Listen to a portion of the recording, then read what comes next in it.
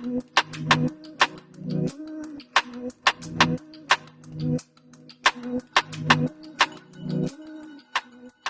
dia, pessoal.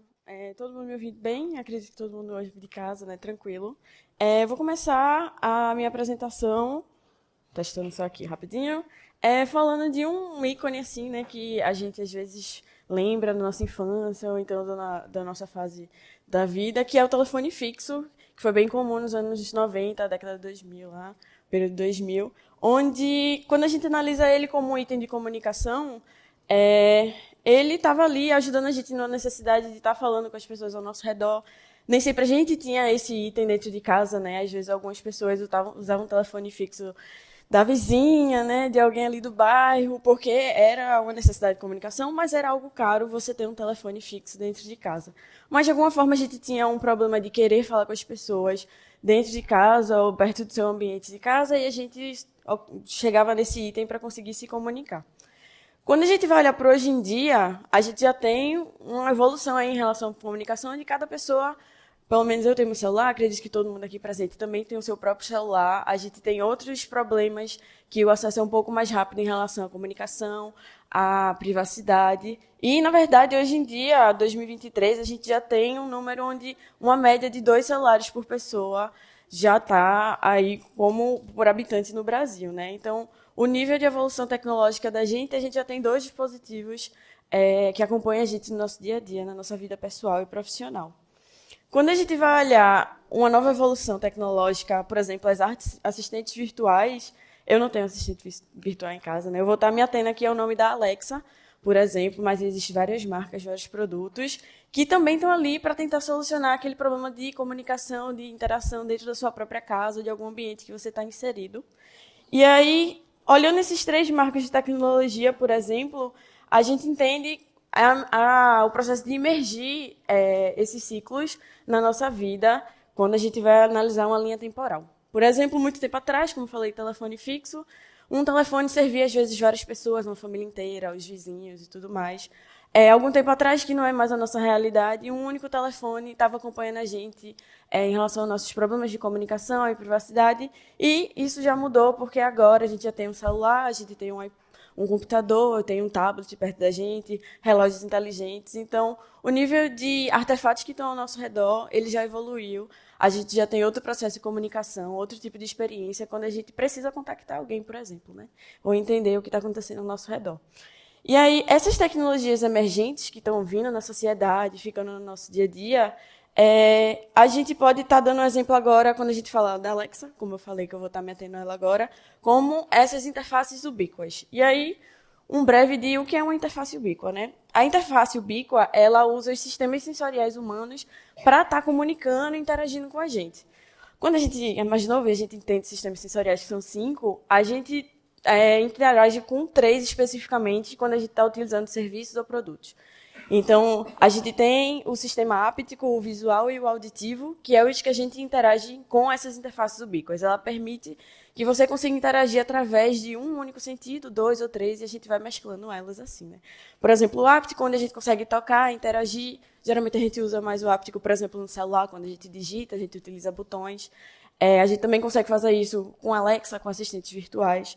O visual também comunica, então, quando, por exemplo, alguém chega em casa e a Alexa está atualizando, ela tem um sistema de LED que ela mostra que está tendo uma atualização e ela comunica para você visualmente que algo está acontecendo, né? Ou então um auditivo, que a maioria das pessoas utiliza assim que chega em casa, quando tem um Alexa, fala, Alexa, chega em casa. E aí já tem programado e você consegue trocar informações com ela através do áudio, né? E aí, essa multimodalidade da interface ubíqua é exatamente isso, a gente conseguir interagir com ela por várias formas possíveis. E aí, quando a gente vai olhar especificamente esse nome, tecnologia ubíqua, o ubíquo significa um onipresente, está em todo lugar ao mesmo tempo, quando a gente utiliza um contexto. Por exemplo, uma Alexa, ela está, vamos supor, nessa sala aqui que eu estou apresentando, ela entende um contexto do que é que está acontecendo ao redor e ela funciona o tempo inteiro, ela está atenta para o que está acontecendo, né? Um exemplo, assim, que eu acho que algumas pessoas já viram na internet é um garotinho que ele faz uma pergunta assim, matemática bem sussurrando assim, para a Alexa, ela entende o contexto do sussurro e ela responde sussurrando também. Então, ela está atenta para o que está acontecendo e como é que vai ser a experiência da pessoa no contexto que ele está interagindo, né? E interagir com ela não é uma tarefa tão difícil, já que a gente tem modos de interação que não é específico como somente uma tela ou somente por áudio. A gente consegue interagir com ela por múltiplas formas. Beleza. Quando a gente está olhando agora para essas tecnologias ubíquas, somente no arquétipo do áptico, a gente está falando de tecnologias ubíquas em relação a vestíveis. Tecnologias vestíveis que a gente usa o nome de wearables, que é um termo em inglês para representar esse tipo de tecnologia. E aí o interessante quando a gente está analisando esse tipo de tecnologia é porque nem sempre eu tenho uma intenção de interagir com ele. Então, estou usando meu celular, eu tenho a intenção de mandar uma mensagem, mandar um áudio, algo do tipo. Quando a gente está olhando um wearable, o corpo da gente está funcionando o tempo inteiro e nem sempre eu quero interagir com essa tecnologia, mas ela lê o meu corpo em funcionamento. Então, a gente vai estar olhando dois sentidos agora de ambiente. O corpo da gente funcionando o tempo inteiro e uma tecnologia que está lendo o que está acontecendo nesse ambiente. E agora, olhando somente para o corpo, a gente começa a entender que esse arquétipo do bico, de funcionar o tempo inteiro, também funciona para o corpo humano. Quando a gente percebe que a gente funciona o tempo inteiro, por exemplo, mesmo uma pessoa em coma, o coração dela está batendo, os pulmões dela estão fazendo a oxigenação, as células estão nascendo, estão morrendo. Então, o corpo está funcionando, mesmo quando a sua consciência não está ativa. E até quando a gente está dormindo mesmo, descansando, se acontecer algum barulhinho assim. A gente acorda, a gente vê onde é que está acontecendo alguma coisa. Às vezes... Isso acontece, às vezes, na minha casa, por exemplo. Se acontecer algum barulho, a minha mãe provavelmente sabe até o cômodo do que está acontecendo. Então, mesmo a gente em consciência que está descansando, o corpo da gente fica atento ao que está acontecendo, né? E a gente interage com as coisas de forma natural. A interação natural que a gente, às vezes, vê no âmbito de design é essa questão de entender as coisas e conseguir conversar com elas sem ter alguma fricção, algum problema de não estar compreendendo. Por exemplo, agora, vocês entendem meu idioma de português, vocês entendem o que eu estou contextualizando, vocês entendem todo o visual do que eu estou falando aqui. Isso tudo é um processo de comunicação sem fricção, que é como a gente interage seres humanos com coisas e com pessoas, né? E aí, beleza, entendemos esses dois cenários de tecnologia e de pessoas. E aí a gente começa a pensar, nós como os designers aqui, a gente está no evento de design, né? Como é que a gente planeja experiências e planeja produtos e serviços, analisando esses dois tipos de ambiente que a gente está falando, o natural do corpo humano e um sistema artificial que pode ser uma interface ubíqua, como é o contexto agora. E aí, quando a gente está planejando um produto ou um serviço para esse contexto, antes da gente começar a pensar em chips de alta tecnologia, ou então quais são os sensores que a gente pode estar utilizando, a gente primeiro tem que entender como o corpo funciona, quais são os aspectos do cérebro que a gente pode perceber como pode ser uma experiência positiva ou negativa, o cenário que a pessoa está interagindo, o contexto dela, a cultura e tudo mais. Então, primeiro é necessário a gente ter essa noção de quem é que vai provavelmente estar utilizando esse produto e serviço, fisiologicamente, em questão de wearables, para depois a gente estar propondo um produto que pode estar ou não junto ao corpo dessa pessoa. E aí, um exemplo rápido, eu não tenho Apple Watch, mas algumas pessoas têm, eu acho que aqui, inclusive. E antes de pensar em como produzir, por exemplo, um relógio super tecnológico e tudo mais, entender como é que o corpo humano, por exemplo, fala dos sinais vitais que a gente está tendo, como é que o corpo humano, hoje em dia, a gente já sente que levou uma queda. Sabe? Nem todas as pessoas, por exemplo, dependendo de como ela está, percebe quando sofre um machucado, mas essa tecnologia vai estar percebendo. E como é que ela vai ler o corpo humano com uma pessoa que, por exemplo, não percebeu que se machucou? Então, antes de a gente perceber a tecnologia, a gente percebe o corpo para utilizar isso como requisito de produto, né? E aí, deixa eu só passar aqui. Pronto. Uma questão que eu gostaria de começar a inserir agora é de ler a pele como um requisito de produto essencial quando a gente está falando do corpo humano, né? A gente precisa começar a enxergar ela como uma interface que está pronta para ser utilizada. E não criar novas interfaces que a gente vai estar colocando em cima da nossa pele, né? Quando a gente vai pensar em wearables, a primeira coisa que a gente pensa é literalmente estar vestindo o corpo, moldando ele, mas nem sempre a gente começa a olhar primeiro para o fisiológico para depois olhar para a tecnologia. E aí, quando a gente vai olhar para os tipos de sensibilidade que a pele tem em relação à estrutura fisiológica mesmo, como é que o corpo está comunicando através da pele. A pele é o maior órgão que a gente tem. Nem todo mundo aqui, acho que tem Alexa ou Apple Watch, mas todo mundo tem a sua própria pele, entende seu próprio corpo humano. Então, a gente pode estar começando a utilizar daí como um requisito de produto, entender primeiro o nosso corpo, né? E aí, quando a gente vai analisar esses tipos de sensibilidade, A pele, ela é o que dá origem a todos os outros tipos de sinais, de sensores que a gente tem no nosso corpo, a visão, a audição. Tudo primeiro começa na pele e depois que a gente tem as outras formas de compreender o mundo ao nosso redor. E a gente tem em torno de 4 tipos de arquétipos da pele que a gente pode estar entendendo que eles funcionam ou não juntos, né? Por exemplo, a gente tem a questão tátil, onde a gente sente as texturas que estão acontecendo ao nosso redor, né? Se é algo áspero ou não. Em seguida, a gente tem a temperatura, um calor, frio, sudorese que acontece junto, às vezes, com o que é que a gente está próximo de pressão. Por exemplo, se eu levar uma queda, e aí eu fico ansiosa. Então, provavelmente, a minha pele ela vai estar expressando isso de alguma forma. A dor nem sempre significa uma dor latente, uma irritação ou uma coceira, ela pode ser o início de uma dor. Então, todos esses arquétipos da pele, a gente utiliza juntos. Nosso corpo ele vai compreendendo de uma forma conjunta, né? E quando a gente entende todos esses quesitos, a gente entende que a pele é uma superfície e uma interface ao mesmo tempo. Não somente uma superfície que a gente vai estar colocando algum sensor ou alguma tecnologia nela. Antes ela comunica o que está acontecendo, né? E aí, como é que a gente começa a pensar a pele agora, ao invés de vestir ela e utilizar tecnologias que vão estar limitando o nosso corpo, querendo ou não, a usar ela como um molde natural. Então, antes de a gente pensar nela somente como um ambiente que a gente vai estar adicionando alguma coisa, já utilizar ela como uma parte de um produto, né? Isso é uma pergunta de milhões, então significa que eu tenho um resultado agora.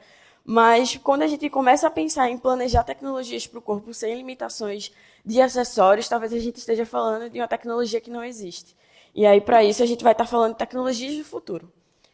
E aí, uma coisa que aconteceu comigo, acredito que acontece com a maioria das pessoas, quando a gente entende o que é tempo e cronologia, às vezes a gente entende como 3 estados, passado, presente e futuro, a gente está no presente, e é isso aí, as coisas passaram e as coisas vão vir.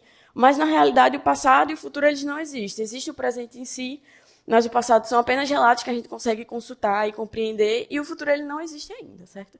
E aí a gente fica naquela de, tá, se o futuro não existe, por que que a gente pensa e planeja e produz tantas coisas para eles?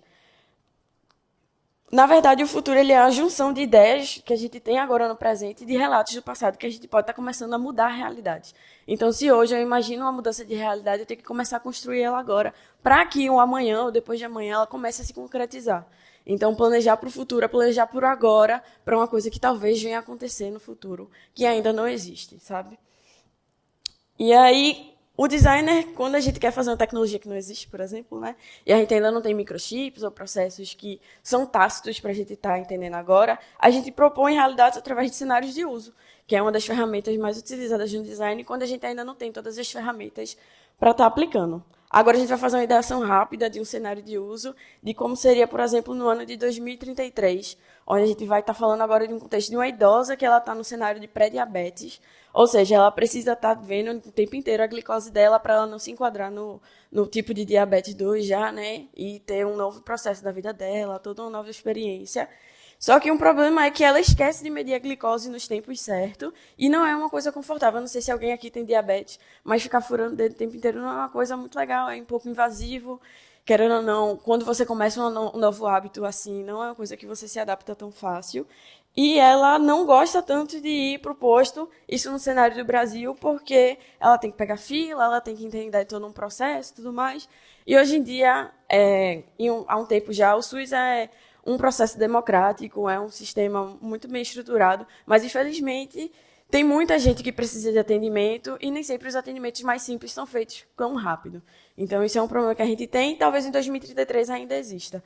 Então, quando a gente imagina uma solução assim bem rápida e estruturada, a gente pode pensar em um adesivo que seja biorreagente, por exemplo, em relação à glicose, e que esteja lendo os níveis de salinidade e de glicose do sangue através do suor dela, que pode estar na palma da mão. A mão é um tipo de pele que soa bastante, então pode ser lá que a gente pode estar fazendo esse adesivo reagente. Pode ser uma distribuição gratuita pelo governo, então ela não precisaria arcar com novos custos. E ele também poderia estar reagindo de acordo com o tipo de sensibilidade que essa idosa tem. Por exemplo, ela é muito sensível à temperatura, esse adesivo ele pode estar mudando de temperatura no nível que ela consiga ver quando a glicose dela está diferente, ou então que ela precisa ter mais um cuidado, ou então com cores e outros tipos de reagentes, né? E aí, esse cenário rápido foi mais para ilustrar uma jornada de prototipação que eu desenvolvi, que ela consta com 5 etapas de prototipações de design que às vezes a gente utiliza uma ou duas durante um projeto, mas nesse caso existe todo um recorte de criação que a gente está desde imaginando o cenário que essa pessoa está inserida até o produto que ela vai estar utilizando, quais são as experiências que a gente vai estar propondo com esse serviço e como é que isso pode ser veiculado no futuro. E hoje em dia eu estou aplicando esse framework com o tema da pele como uma interface superfície no meu mestrado, mas é um framework aberto que vocês podem utilizar e podem usar eles como quiser. Obrigada.